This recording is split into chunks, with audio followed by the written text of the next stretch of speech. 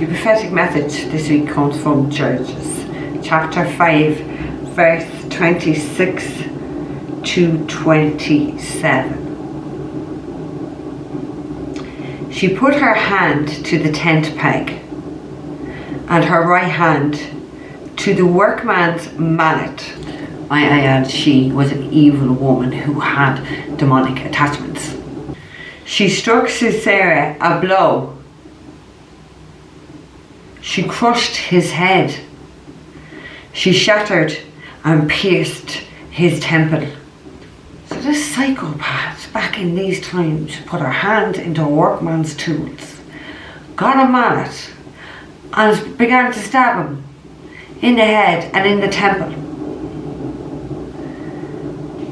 Women are crazy. The ones with a demon inside are crazy. He sank, he fell, he lay still at her feet. At her feet he sank, he fell. Where he sank, there he fell, dead. I be careful with these women who do have demonic attachments, because somebody died and fell where they stood. So Sierra, reading upon what happened before that, he comes and asks her for water, and she doesn't give him water. No, she gives him this curd, this warm milk, to try and make him sleepy. So she already has a plan for murder before he even comes there. So this is premeditated. She just happens to have workman's tools to kill someone on the spot.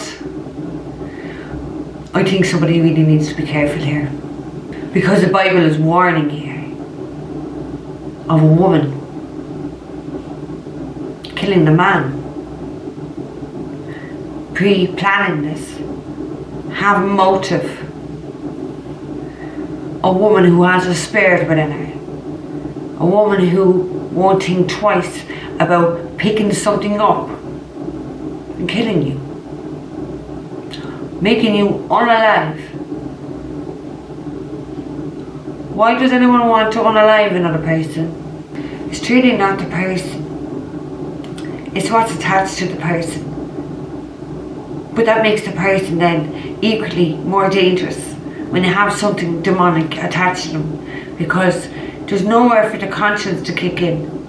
There's nowhere for the empathy or the guilt or the remorse or the shame to kick in, because you're completely disconnected. That's how it's able to attach to you.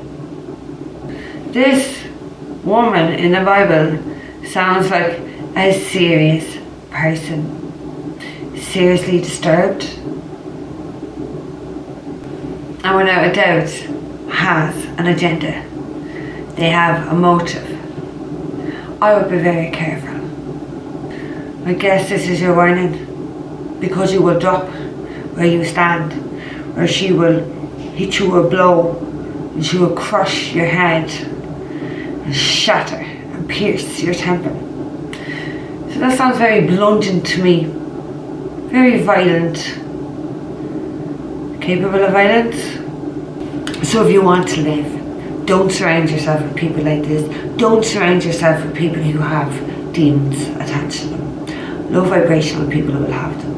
Find people, good people, people whose face you can see is alive. When you look at them, you can see their aura, not the dead ones looking like that. Yeah?